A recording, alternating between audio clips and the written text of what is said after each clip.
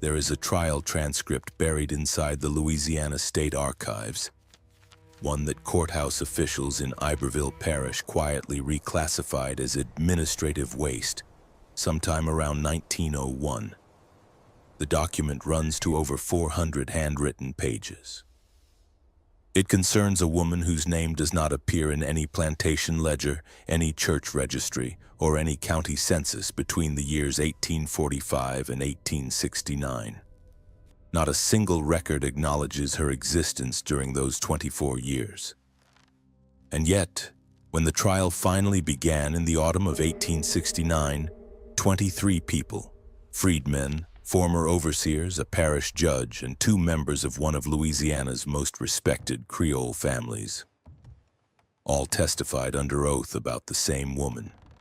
They described the same face, the same voice, the same specific gestures. A woman who, even according to every official record of Magnolia Crest Plantation, had never existed at all. Historians who have examined the surviving fragments of that transcript describe the experience as deeply unsettling, not because of what was said, but because of what every witness conspicuously refused to say. In 400 pages of sworn testimony, not one person volunteered her name.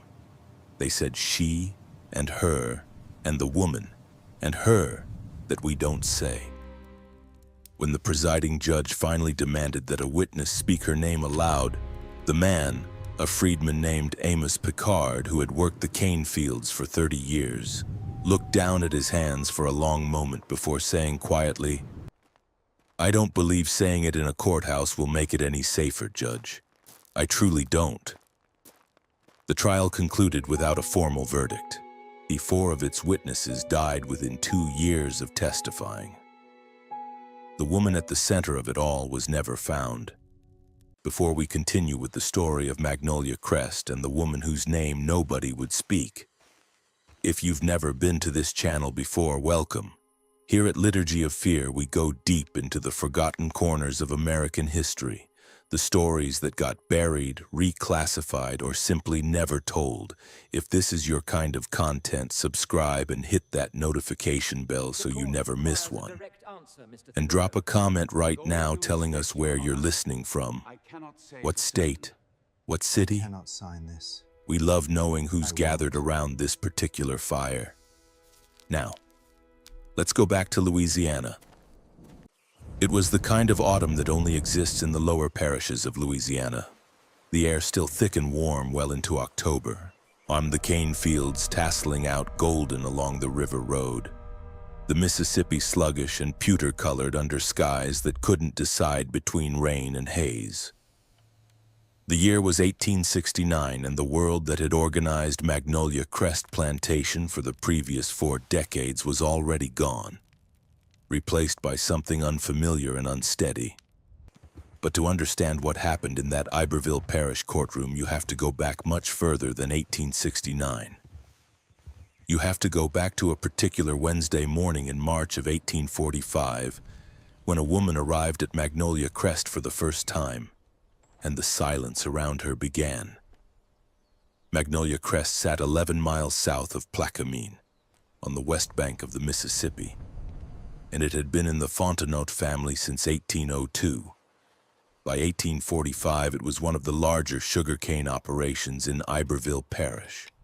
Not the grandest, not the wealthiest, but substantial and well-managed, with approximately 340 acres under active cultivation and somewhere between 80 and 90 enslaved people working the land, the house, the mill, and the various outbuildings that formed the plantation's small, self-contained world. The Fontenot family itself occupied a particular and somewhat complicated position in Louisiana's social hierarchy. Etienne Fontenot, the patriarch, was third-generation Louisiana Creole, French and Spanish ancestry, Catholic, fluent in both French and English, with the kind of careful manners and precise social calibration that Louisiana's planter class had refined over generations. His wife, Célestine, née Beaumont, was from a family that had come originally from Saint-Domingue in the 1790s, displaced by the Haitian Revolution. carrying with them both significant wealth and a particular kind of watchful anxiety that their descendants had never entirely shaken. The Fontenot's kept a house in New Orleans on Esplanade Avenue for the social season and retreated to Magnolia Crest for the grinding months of harvest. They had 4 children by 1845, 2 sons, Remy and Julien, 17 and 14 respectively, a daughter, Marguerite, who was 11, and a youngest boy, Theodore, who was 8 and sickly. The plantation's enslaved community had its own internal structure, as all such communities did, its own hierarchies, its own specialists, its own memory. There were people who had been at Magnolia Crest since its founding, who had worked under Etienne's father, whose grandchildren were now being born into the same fields. Among them, and the person with the most authority, both practical and social, was a man named Solomon Picard, father of the Amos Picard who would one day refuse to speak a woman's name in court. Solomon was the plantation's chief driver, the intermediary between the Fontenot family and the enslaved workforce. He was in his mid-50s in 1845, broad-shouldered, deliberate, with a face that people frequently described as impossible to read. He had a wife, Delphine, who worked in the main house as a seamstress, and 3 grown children, of whom Amos was the middle. It was Solomon Picard who first saw the woman arrive. He described it later in a private account that his son Amos preserved and that eventually found its way into the partial trial record, as an ordinary enough morning disrupted by something he couldn't immediately name. A wagon came up the river road from Plaquemine, driven by a man Solomon didn't recognize. I recognize you. And it stopped at the far edge of the cane fields rather than coming up to the house. Solomon walked down to meet it, as was customary when supplies arrived, and found that it carried no supplies. It carried one person, a woman sitting in the wagon bed among several bundles of personal goods, watching him approach with an expression he struggled to describe. He wrote only that she looked at him the way a person looks at something they have studied very carefully from a great distance and are now seeing up close for the first time. She was, by Solomon's account, somewhere between 30 and 40 years old. Dark complexion, with the kind of features common to Louisiana's most mixed communities. African French, possibly some native ancestry, or the particular blending that the lower parishes had been producing for generations.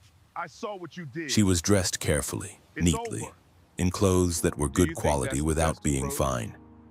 She carried herself with a composure that Solomon recognized as one recognizes a skill, as something learned rather than natural. The composure of a person who has decided deliberately to appear composed. You may call me. She handed Solomon a folded document from inside her jacket. It was a letter on Fontenot family stationery, in Etienne Fontenot's handwriting, instructing Solomon to install the bearer in the small cottage at the edge of the kitchen garden, and to extend to her the same courtesies he would to any member of the Fontenot household staff. It gave no explanation. It gave no name. Solomon read the letter twice. Then he looked at the woman. "In what do we call you?" he asked. She seemed to consider the question for a moment, not as if she didn't know the answer, but as if she were deciding which answer to give. Then she said in a French that was precisely as formal as Solomon's own, "You may call me whatever is practical." He called her nothing. Nobody did for a very long time. The cottage at the edge of the kitchen garden was small but sound. 2 rooms, a good hearth, a window that looked out over the herb beds toward the river. It had previously housed a series of the plantation's domestic workers, none of whom had stayed long. There was something about its position, slightly apart from both the main house and the slave quarters, caught between 2 worlds without belonging clearly to either, that seemed to discourage comfortable occupation. The woman settled into it within a day, and she began work within 2. Nobody knew precisely what her work was. That was the first problem. She was not assigned to any of the established roles at Magnolia Crest. Not field work, not housework, not the mill or the kitchen or the laundry. She moved through the plantation's day with the freedom of someone who had been told that her time was her own, and she used that time in ways that made people uncertain. She was often in the kitchen garden, handling the medicinal herbs with evident expertise. Chamomile, valerian, sarsaparilla, the various bitter roots that the plantation's informal healer, an old woman named Clementine, had cultivated for decades. She was frequently seen walking the perimeter of the property in the early morning before most people were up, moving at a careful and measured pace as if she were counting steps. She occasionally visited the mill during grinding season and stood watching the machinery with an expression of focused attention that made the mill workers deeply uncomfortable. Most remarkably, she visited the main house, not through the back entrance as domestic workers did, through the front door. Etienne Fontenot himself opened it for her on at least 2 occasions that Solomon observed, and on neither occasion did Fontenot's expression suggest that this was unusual. Within the enslaved community, the uncertainty about her quickly hardened into wariness. The wariness had several sources. The first was simply the mystery of her origin and status.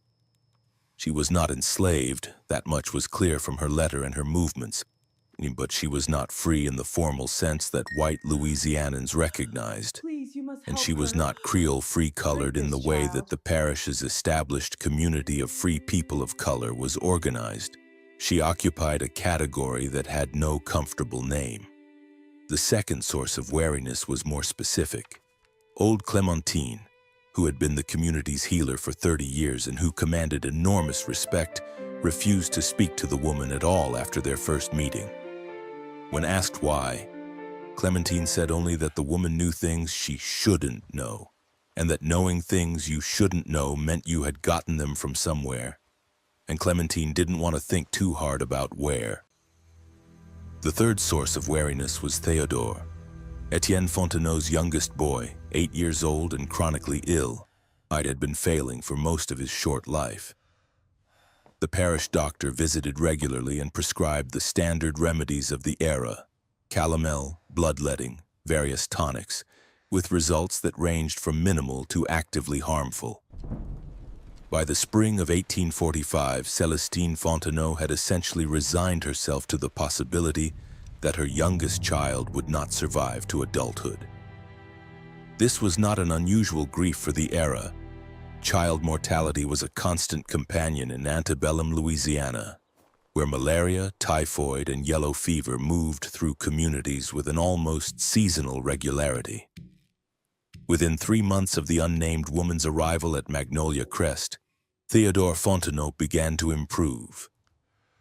The improvement was gradual at first.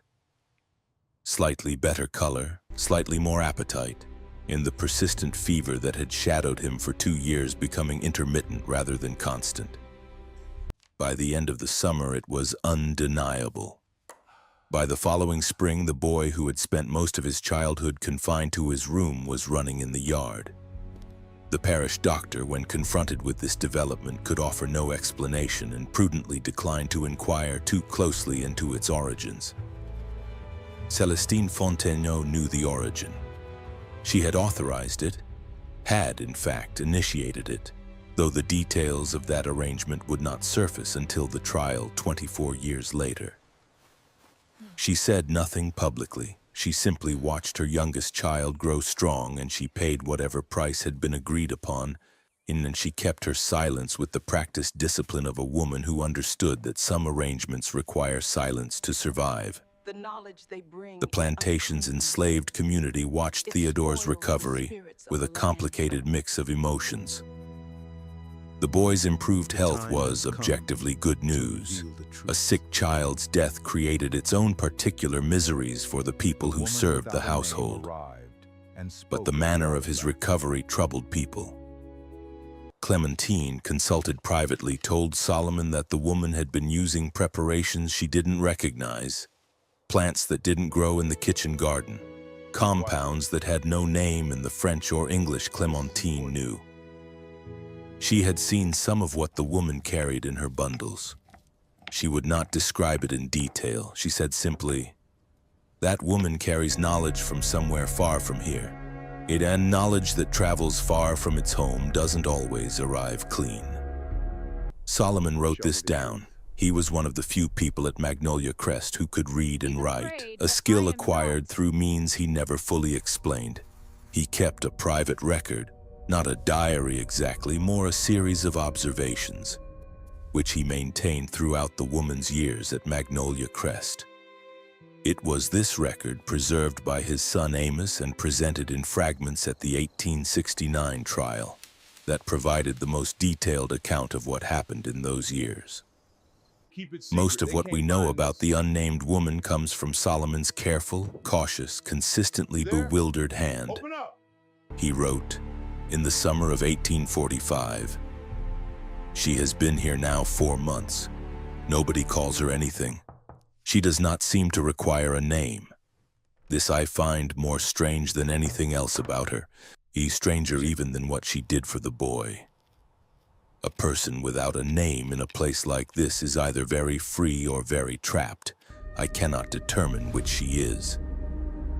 The arrangement, if that is the right word for what existed between the unnamed woman and the Fontenot family, endured for the next 19 years.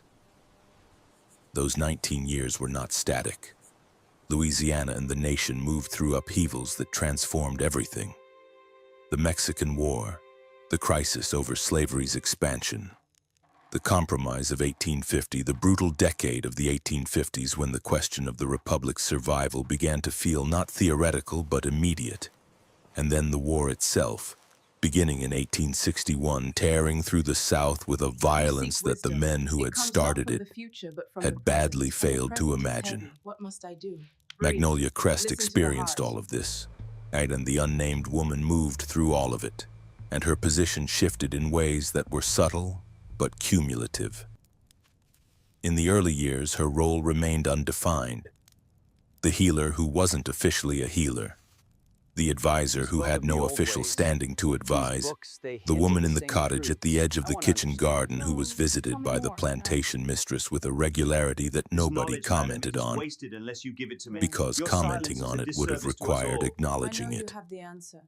Celestine Fontenot came to the cottage on average twice a week. The visits were never announced and never explained. They lasted between 30 minutes and 2 hours. What was discussed in them nobody knew. Delphine Picard, Solomon's wife, who worked in the main house and observed Celestine's movements carefully, I noted that the mistress always arrived at the cottage with visible tension in her shoulders and jaw, and always left with something released in her face. Not exactly peace, but the particular expression of a person who has been given information they needed, even if the information was difficult. The second Fontenot's son, Julian, who was 14 when the woman arrived, developed what Solomon could only describe as an obsession. By the time Julian was in his 20s, he was visiting the cottage himself. Less frequently than his mother, but with what appeared to be a different quality of need. Where Celestine came seeking guidance or remedy or whatever she found there, Julian came seeking something that Solomon, watching from a careful distance, identified as understanding. Julian was the family's intellectual. Restless, hungry-minded, perpetually dissatisfied with the explanations he received from the world around him. He read voraciously. He corresponded with men in New Orleans and in France. He was the only member of the Fontenot family who had, from the beginning, treated the unnamed woman as someone worth engaging with directly, asking her questions and appearing to genuinely listen to the answers. Whether this was appreciation or appropriation or something more complicated than either, Solomon could not determine. But he noted it. He wrote, "Julian Fontenot treats her as if she is a library he has been given private access to. She allows this. I am not certain she allows it because she chooses to or because she has no choice. With her, these two things are sometimes difficult to separate. The eldest son, Remy, avoided the unnamed woman with a consistency so deliberate it was itself conspicuous. He was 17 when she arrived, 20 when he took a wife, 24 when he took over management of Magnolia Crest's daily operations from his aging father. By his mid-30s, he was running the plantation with efficient, organized competence, and he behaved toward the cottage at the edge of the kitchen garden as if it did not exist. He routed his movements to avoid passing it. He did not speak the woman's name, but then nobody did. And he managed to convey through posture and eye movement and the particular physics of a man who has decided something, that the entire matter was simply not present in his world. Solomon found this more interesting than any other member of the family's response. So, a man who avoids something that carefully, he wrote, knows exactly what he is avoiding. Then came 1853. In the summer of 1853, yellow fever came up the river from New Orleans with the season's first oppressive heat. It moved through Iberville Parish with the efficient brutality of a disease that had been doing this for decades and had optimized its methods. Magnolia Crest was not spared. By August, 11 of the plantation's enslaved people were dead. 2 of the Fontenot household staff were dead. The parish doctor had long since stopped visiting individual households and was instead doing triage at the courthouse in Plaquemine, where the bodies were accumulating faster than they could be processed. In September of 1853, Marguerite Fontenot, who had been 11 when the unnamed woman arrived, Hélène was now 19 and recently engaged to a planter's son from Pointe Coupée parish, developed fever. What happened over the next 3 weeks is documented in 2 sources: a letter from Célestine Fontenot to her sister in New Orleans, which survives in a private collection, and Solomon's private record. The sources agree on the basic sequence of events. Marguerite's fever was severe and progressing. The parish doctor was unavailable. Célestine Fontenot brought the unnamed woman into the main house. For 19 days, the woman did not leave Marguerite's room. She slept on a pallet on the floor, prepared her own preparations in a small brazier she had brought from the cottage, and administered them on a schedule that she kept in her head. She also, according to both sources, talked to Marguerite constantly during the worst of the fever. Not the soothing murmuring of a nurse, but actual conversation, as if she were keeping the girl tethered to consciousness by the thread of words. Marguerite lived. Her fiancé in the house down the river road did not. Remy Fontenot, when he learned that the unnamed woman had been brought into the main house, confronted his mother with a fury that Solomon, working in the yard, could hear through the closed windows. He could not make out words, only the register and rhythm of rage. Remy's voice low and cutting, Célestine's higher and inflexible, the particular music of a family argument that has ancient roots and no clean resolution. After an hour, Remy left the house on horseback and did not return for 3 days. When he came back, he said nothing about it, and the unnamed woman returned to her cottage. Marguerite recovered slowly through the autumn, and Remy Fontenot added one more thing to the list of things he was pretending did not exist: the question of what service the unnamed woman was providing to the Fontenot family, and what she was receiving in return. Became more urgent as the years went on, and the answer remained hidden. She did not age in the way that people expected. This is a statement that requires careful unpacking because it is easy to misread. She was not ageless in any fantastic sense. She aged, but she aged slowly, or seemed to, in ways that were difficult to account for. When Solomon first saw her in 1845, he estimated her age at 30 to 40. When he next made a careful note of her appearance in 1858, he wrote that she appeared to be somewhat older than when she arrived, but not so much as 13 years would account for. By 1863, when she had been at Magnolia Crest for 18 years, he wrote, "She is old now, but old in the way a well-made thing is old, worn in ways that show use, not in ways that show decay. Others noticed this. It fed the wariness. It fed something that in the quarters had by then accumulated enough weight to be called quietly and carefully. Fear. The war changed everything, and it changed nothing, which was the particular cruelty of the Civil War in Louisiana.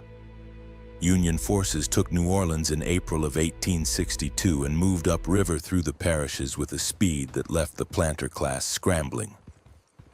Iberville Parish fell under Union control in 1863.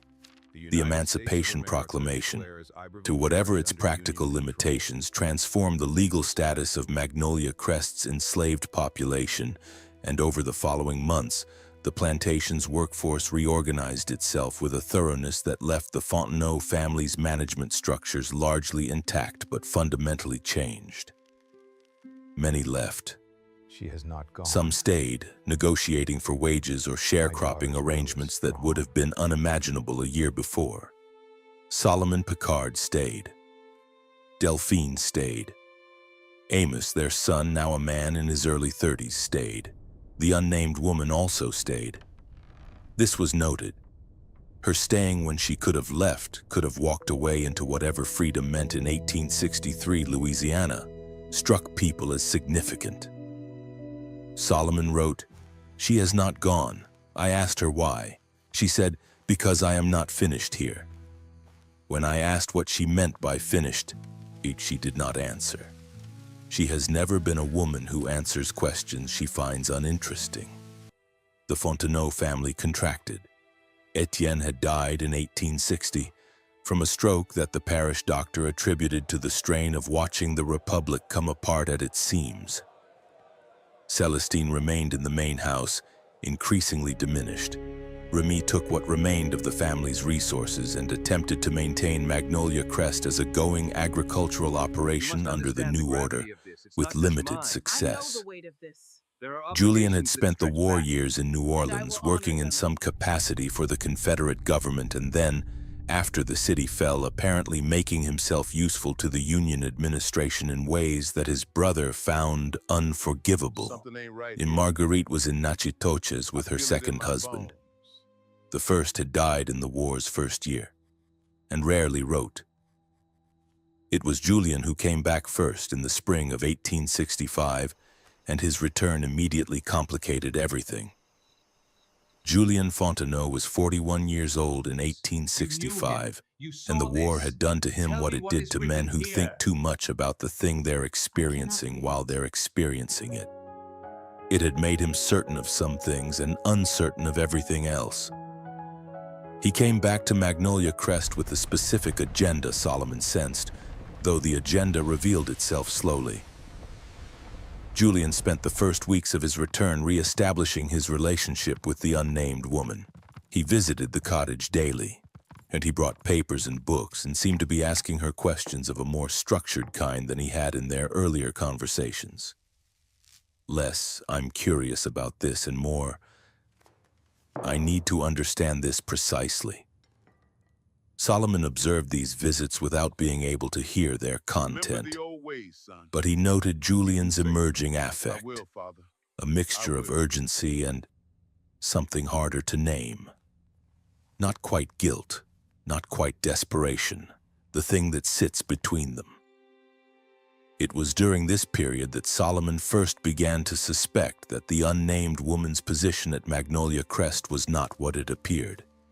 He had long assumed that she was there by Etienne Fontenot's arrangement, that the patriarch had brought her for reasons of his own, and that Celestine's subsequent use of her services was a secondary development. But something in Julian's behavior suggested a different possibility.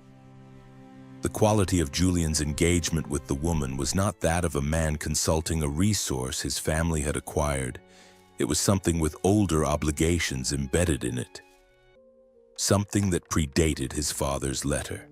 Solomon wrote in the summer of 1865, "I have begun to think that she was not brought here by old Fontenot. I have begun to think that she came here for her own reasons, and that whatever arrangement exists between her and this family, she negotiated it herself from a position of choosing, not of being chosen. If this is true, then the question of what she wanted from them, what she has been getting from them for 20 years, becomes the most important question about her, and nobody has answered it. Nobody has even asked it, at least not where I could hear. The question would be asked soon enough, but not by Solomon and not in any private conversation. In August of 1866, Remy Fontenot's eldest daughter, a girl of 16 named Honorine, disappeared. She vanished on a Tuesday afternoon in the middle of a working week, between the time her mother last saw her after the noon meal and the time the household sat down to supper and noticed her absence. She was not in the house. She was not in the yard. She was not anywhere on the property that a thorough search that evening could locate. The river was dragged. The cane fields were walked. The outbuildings were checked. Nothing. By the following morning, the search had extended to neighboring properties and the river road toward Plaquemine. By the third day, the parish sheriff was involved. By the end of the first week, there was no evidence that Honorine Fontenot had left Magnolia Crest by any conventional means. No one had seen her on the road. No one had seen her on the river, and no personal items beyond the clothes she had been wearing were missing from her room. She was never found. The investigation that followed was cursory by any standard. Honorine was 16, female, and the parish was still in the chaos of reconstruction, with the sheriff's office understaffed and overwhelmed by cases that involved violence, not absence. The working assumption, stated or unstated, was that she had run away. To New Orleans, perhaps, or across the river to Baton Rouge, or with a young man whose name nobody knew. Remy Fontenot refused to accept this explanation publicly and barely accepted it privately. His wife, a woman named Clotilde, née Thureau, accepted nothing. She demanded answers and received none. It was Clotilde who first spoke the connection aloud. She said it to her husband in their bedroom, and the sound carried through the old house's walls to where Delphine Picard was working in the hallway.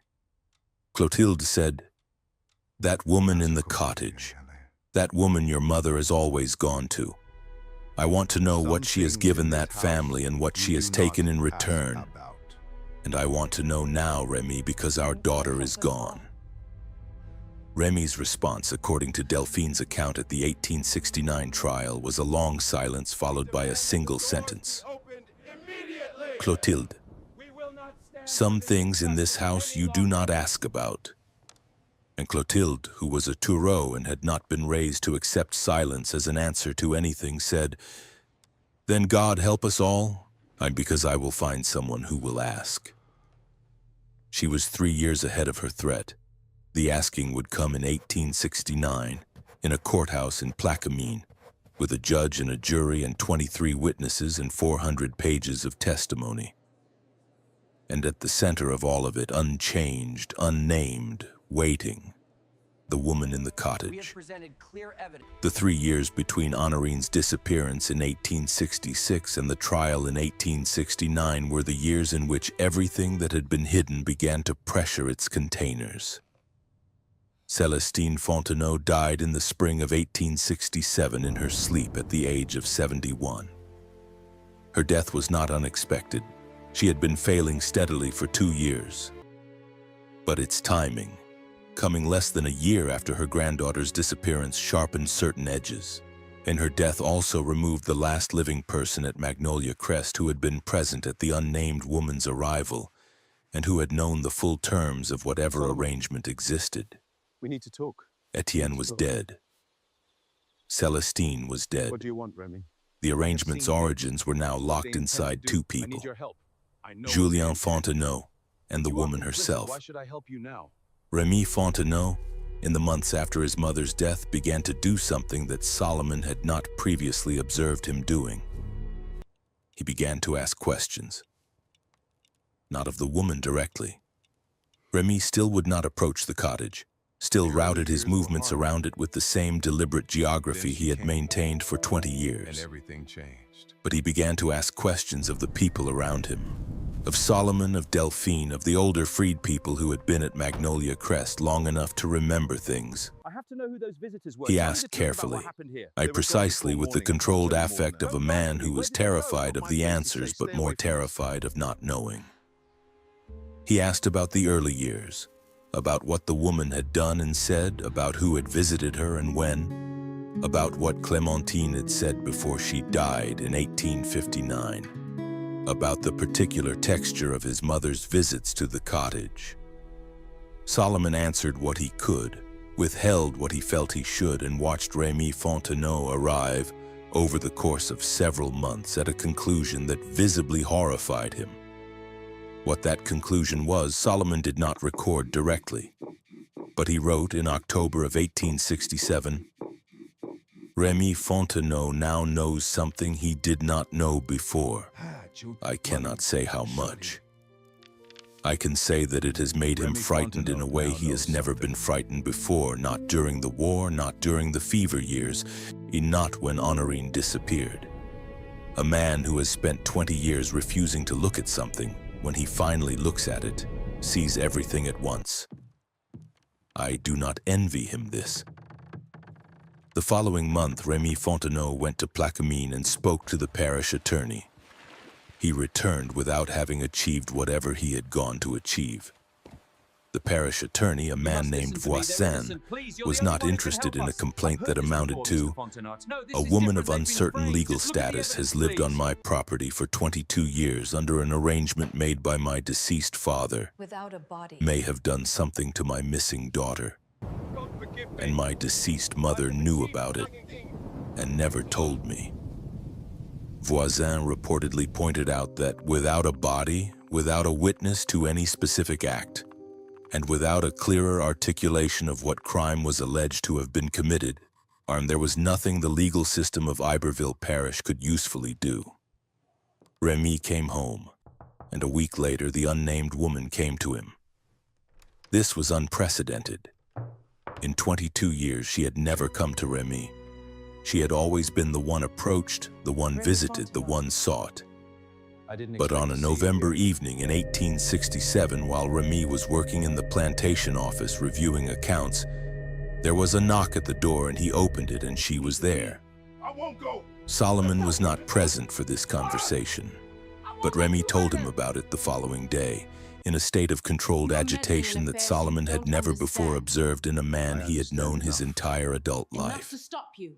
The conversation, You need as to be Rémy very described careful it, was what you do brief. next. The woman had come to tell him The something. consequences are Specifically, yours to she had bear come to alone. tell him that she knew he had spoken to Voisin, Decades of silence, and she had Remy. come to tell Every him that if comfort, he every pursued a blessing your legal family enjoyed remedy, came at a things price. would She come out paid that he all of would it. not find Services comfortable. Things I about his demand the family, continuation things of the about arrangement. arrangements that had been made over the cottage, years the in freedom, exchange for the silence. services rendered.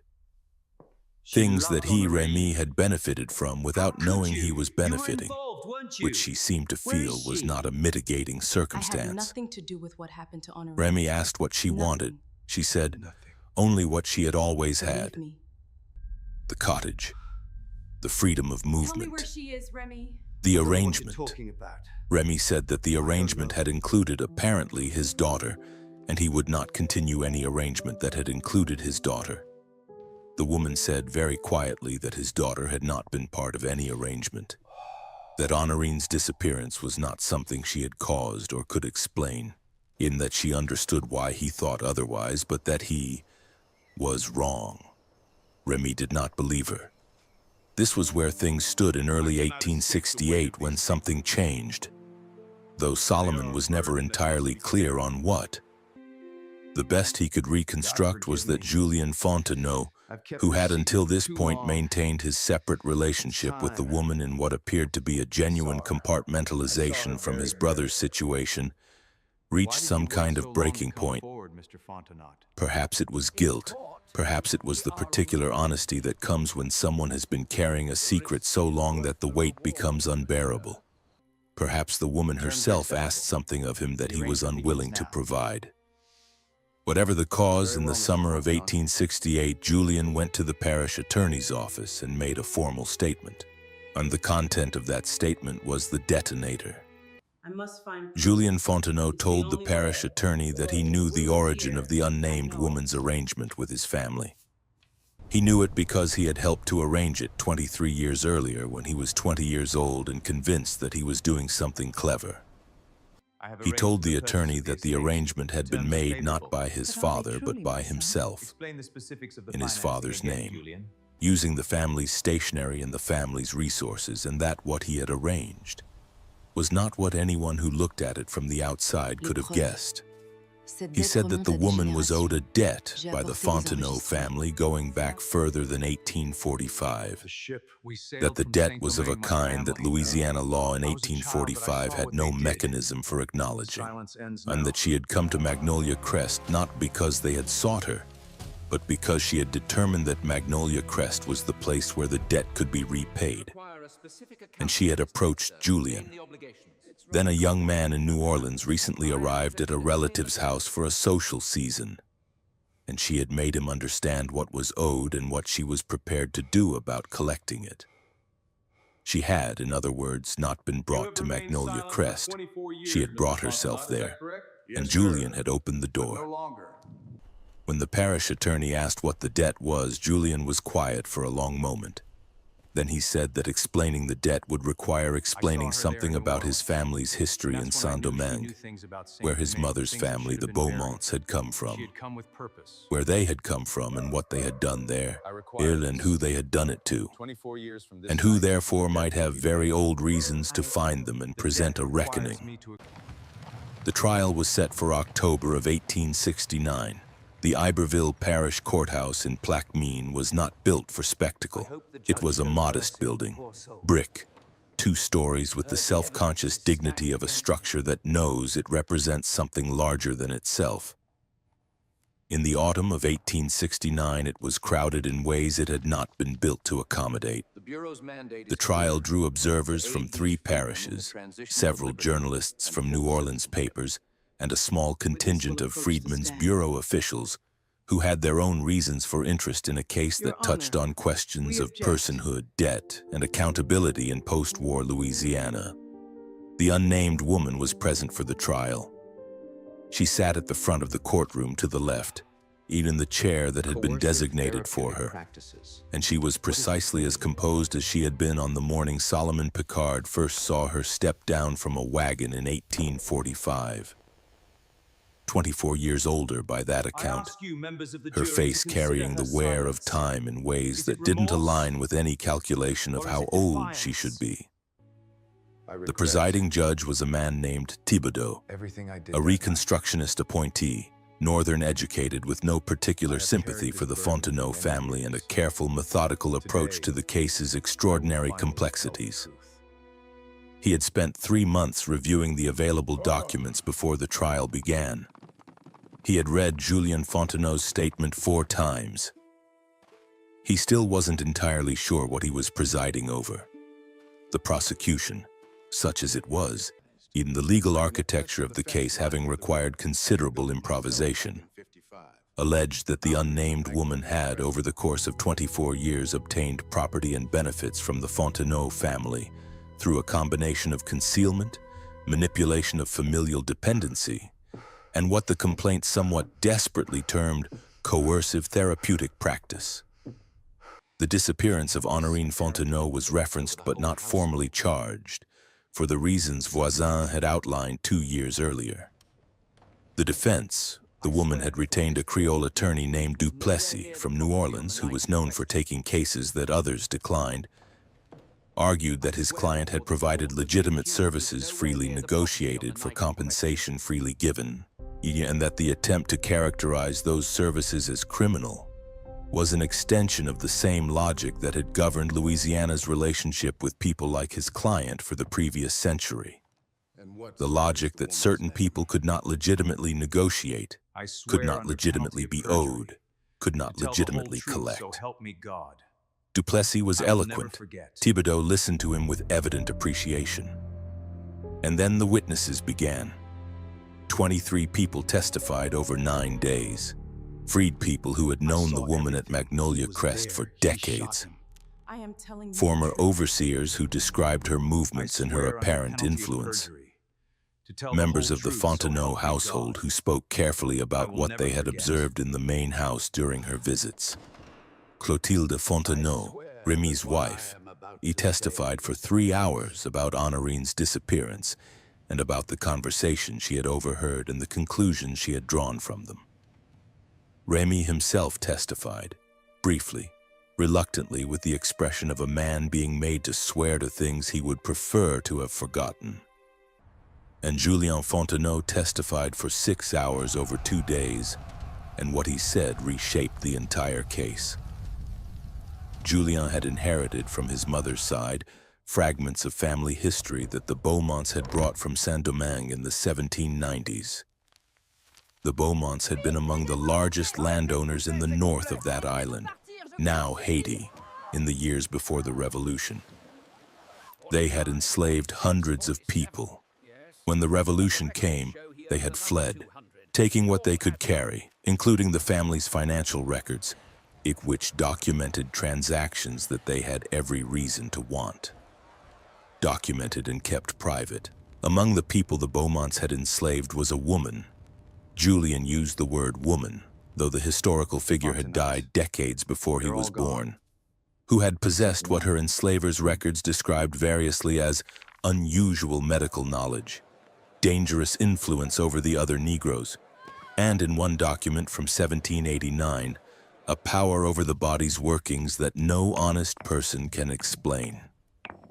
She had been separated from her child, a daughter, in a property transaction in 1791, 2 years before the Revolution, sold away from Saint-Domingue to a merchant in New Orleans who resold her twice before she died, in Louisiana, in 1798. The daughter had survived the Revolution in Saint-Domingue, had found her way eventually to New Orleans. It had built a life of sorts in the city's complex, free black community. And the daughter's daughter, and her daughter and hers, Julien traced it as carefully as he could, with the documents his mother had, inexplicably preserved, had maintained a particular knowledge about the Beaumont family's whereabouts, about what was owed, about what had been taken. The woman in the chair at the front of the courtroom was, if Julien's reconstruction was accurate, the great-great-granddaughter of the woman the Beaumonts had sold away in 1791. She had come to Magnolia Crest to collect, not violently, not dramatically. She had come to collect in the way that someone collects a debt that is compounded over 3 generations. Carefully, patiently, and with absolute certainty that the collecting would be done.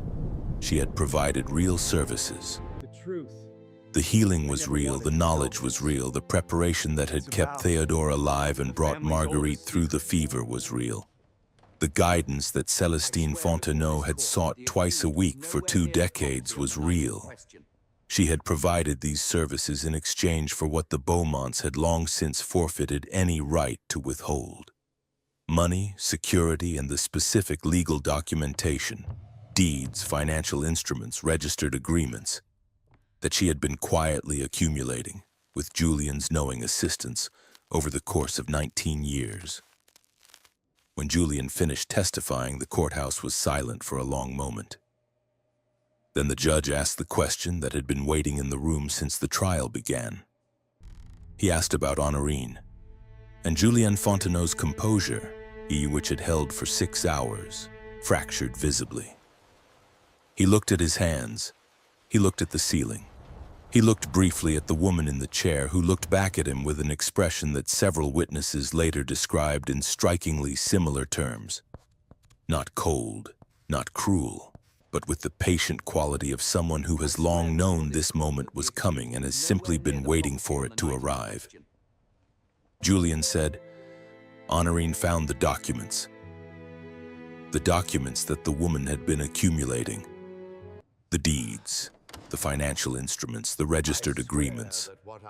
Honorine, 16 years old, curious, familiar enough with the Plantation's office to know where papers were kept, had found them, had understood enough of what they meant to be frightened by them, had panicked, had run, not been taken, had run. To New Orleans? On a steamboat she boarded from a private landing 2 miles down the river road from Magnolia Crest, using money she had taken from a household drawer. A detail Remy Fontenot had known and not disclosed, because disclosing it would have required explaining why his daughter had run and what she had found.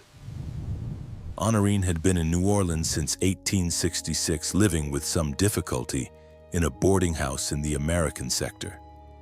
She had not contacted her family because she did not know how to explain what she had found, and because she was not entirely certain her family would believe her, and because somewhere in her 16-year-old reckoning she had concluded that what she had found was something she was not supposed to know, and that the safest thing to do with knowledge you're not supposed to have is to remove yourself from the situation in which you acquired it. She was, when Julian made this disclosure, 20 years old, alive and findable. The Freedmen's Bureau officials in the courthouse took note of the address Julian provided and made their own arrangements. The woman in the chair listened to all of this. When the judge asked if she had anything to add, she said, in French, in the formal register she had apparently maintained for 24 years. The girl was frightened. I understand why. I had not wanted her to find those papers yet. But I had not harmed her. I would not have harmed her. I am not in the business of taking people from their families. She said this with enough weight on the last sentence that everyone in the room understood its additional dimension. She was not in the business of taking people from their families. The Beaumonts had been in that business. The difference her tone suggested was one she took seriously. The trial concluded on October 22, 1869, without a formal verdict. Judge Thibodeau determined after 3 days of deliberation that the charges as filed did not constitute a cognizable offense under Louisiana law as it existed in 1869, and that the legal instruments the unnamed woman had accumulated were, in his assessment, validly executed and enforceable. He dismissed the case. Remy Fontenot contested this determination through every available avenue for the next 2 years, with diminishing success and at considerable expense. The documents stood, the deeds stood. What the Fontenot family retained of Magnolia Crest after the agreements were honored was a substantially reduced property, enough to continue operating barely as a sharecropping arrangement, but nothing like the plantation that Etienne Fontenot had run at its height. Clotilde Fontenot traveled to New Orleans in November of 1869 and found her daughter. Honorine came home to Magnolia Crest for a visit that lasted 3 weeks. She did not stay. She was 20 years old and had been living independently for 3 years, and whatever she had seen in those 3 years, New Orleans in the late 1860s was no gentle environment, had made her someone who could not simply resume the position of a daughter in her father's house. She eventually settled in Baton Rouge, married a school teacher, and lived by the available records an unremarkable and apparently contented life. She never discussed the documents she had found. She never, as far as anyone could determine, spoke the unnamed woman's name either. Julian Fontenot left Louisiana in 1870 and did not return. He spent several years in Europe, Paris primarily, and then moved to the Caribbean, to Martinique, where he died in 1891. His obituary in the New Orleans Picayune described him as a man of letters and mentioned his Louisiana origins without particulars. The unnamed woman left Magnolia Crest in the spring of 1870. She left on a Wednesday morning as she had arrived on a Wednesday morning 25 years before. Solomon Picard watched her go. He was elderly by then, his hands giving him trouble, his record-keeping grown sparse. He wrote one final entry about her. She left today. She carried no more than she came with. She did not say goodbye. I did not expect her to. Goodbyes belong to people who are leaving something unfinished. Whatever she came here to do, she finished it. I hope what she carries away from this place is lighter than what she carried in. I think it might be. I think that was the point. Where she went, nobody at Magnolia Crest knew. There are no records of her in Iberville Parish after 1870. There are no records of her under any description that fits in the Louisiana State Archives for the years following. She moved, as she had lived, outside the documentary reach of the institutions that were supposed to track everyone. She had spent 25 years being the woman whose name nobody spoke. After the trial, she became the woman whose whereabouts nobody knew. Whether these two conditions were, in her experience, different things, freedom or continuation of the same invisibility, is a question the record cannot answer. What the record does preserve, in fragments in the partial trial transcript in Solomon Picard's private account and Julien Fontenot's testimony, is the outline of something extraordinary. Do you deny the A charges woman made who against spent a you? quarter century collecting a debt that was owed to her grandmother's grandmother, who did it not through force or threat, but through knowledge, patience, and the provision of things that people genuinely needed, who healed the people she healed because her skills were real, regardless of the larger strategy they served, who endured 25 years of namelessness, yet of being spoken of only as she and her and the woman, and who emerged from a courthouse in Iberville Parish in October of 1869 with what she had come for, and left. The courthouse records were reclassified around 1901 when a new administration came in and found the Fontenot case inconvenient for reasons that the reclassification order did not detail. The trial transcript was marked administrative waste and moved to a secondary archive where it sat for decades. When historians eventually found it, not the full document, but the fragments that survived, they found those 400 pages of testimony in which 23 people described the same woman in precise detail, agreed on her appearance and her voice and her manner, and in 400 pages did not once speak her name. And the woman had spent 25 years without a name in the official record because the people around her withheld it. The irony, if it can be called that, is that after the trial, when she was gone and could no longer be found, the name she had never used at Magnolia Crest was the one thing that might have helped locate her. Amos Picard knew it. He had known it for years, inherited from his father's private knowledge. He was asked, at the end of his trial testimony, to provide it for the record. He looked at his hands. He thought about it for what the transcript records as a considerable period. Then he said, "She gave up the use of her name a long time ago. In a place like this, with a history like the one she had, a name is something people take from you. She decided nobody would ever take hers again, so she put it away. I think she'd want it to stay put away. I think that's the one thing she got to choose in all of it, what to keep to herself." Judge Thibodeau looked at him for a moment. Then he made a notation in the record. "Witness declines to provide name, reason stated," and moved on.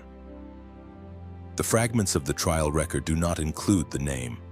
Neither does Solomon's private account. Neither does Julian's testimony, though Julian clearly knew it. It is not in any surviving correspondence from Celestine Fontenot. It is not in the parish records. It is nowhere in the archive of Magnolia Crest, which burned in 1887 in a fire of undetermined origin, destroying whatever remained of the plantation's official documentation. Her name is gone. What she did remains in the fragments for whoever knows how to look. And this raises the question, the one that Amos Picard's refusal to speak in the courthouse has kept open for 150 years, of whether the silence around her was always a cage or whether some part of it in the end was a door. This mystery shows us something about the distance between what history records and what history contains.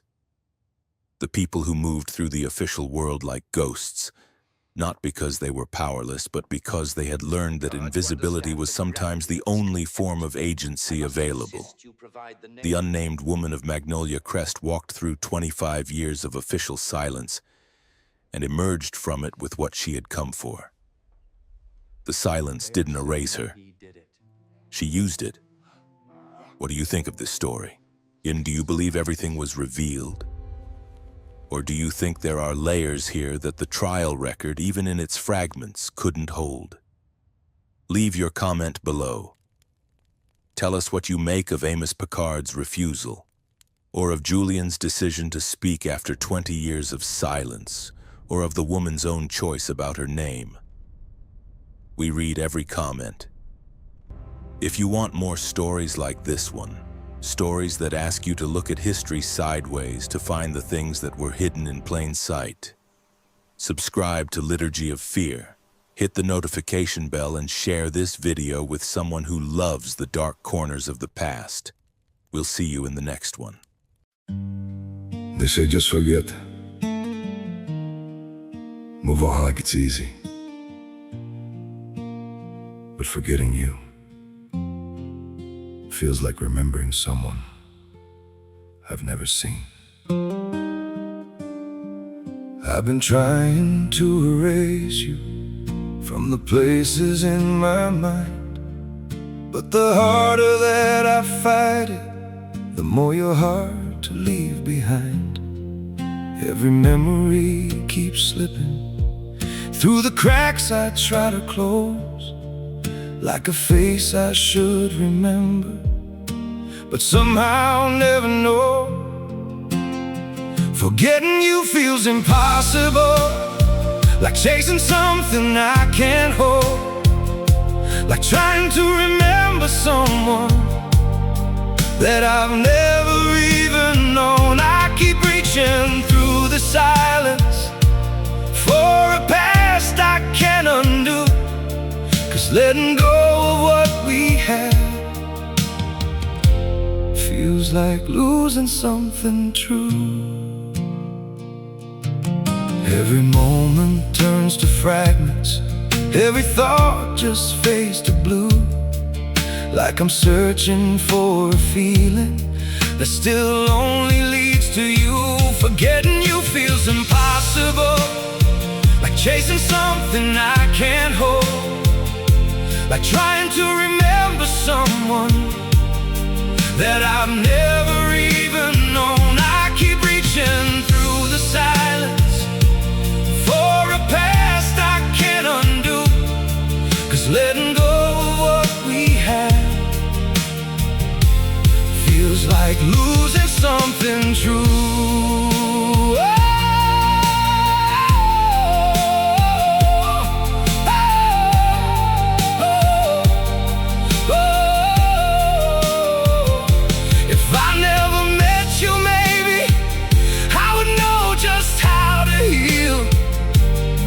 But now every empty moment still reminds me what is real. Forgetting you feels impossible, like chasing something I can't hold, like trying to remember someone that I've never even known. I keep reaching through the silence for a past I can't undo, 'cause letting go of what we had feels like losing something true.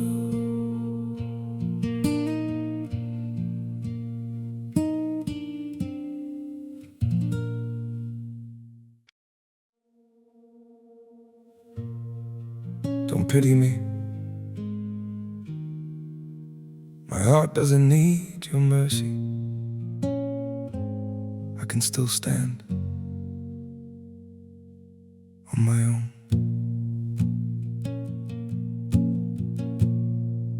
I was broken by your leaving, fell deeper than I thought I would, but pain has taught me how to heal now and survive what once I couldn't. You don't have to look back sadly, don't reach out with guilty hands. What you shattered made me stronger. Now I rise where I once collapsed. My heart doesn't need your pity, not another empty sign. I've got enough strength left within me to rebuild this life of mine. My feet are steady through the sorrow. I can stand through all the pain. You don't have to save me, darling. I'll learn to breathe again. I once begged for your affection. Now I've learned my worth in scars. And the man you left in pieces found his own way through the dark. My heart doesn't need your pity, not another empty sign. I've got enough strength left within me to rebuild this life of mine. My feet are steady through the sorrow. I can stand through all the pain. You don't have to save me, darling. I'll learn to breathe again.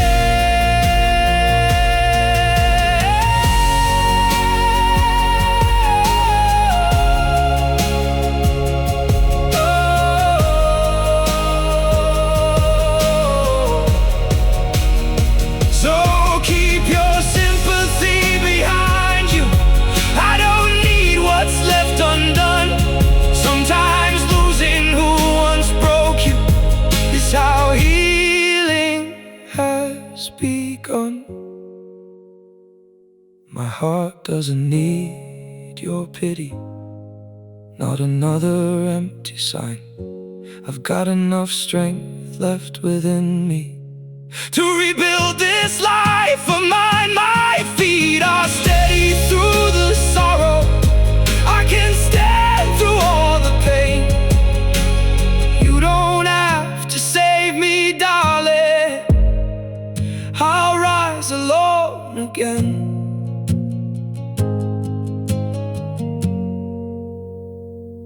I'll rise alone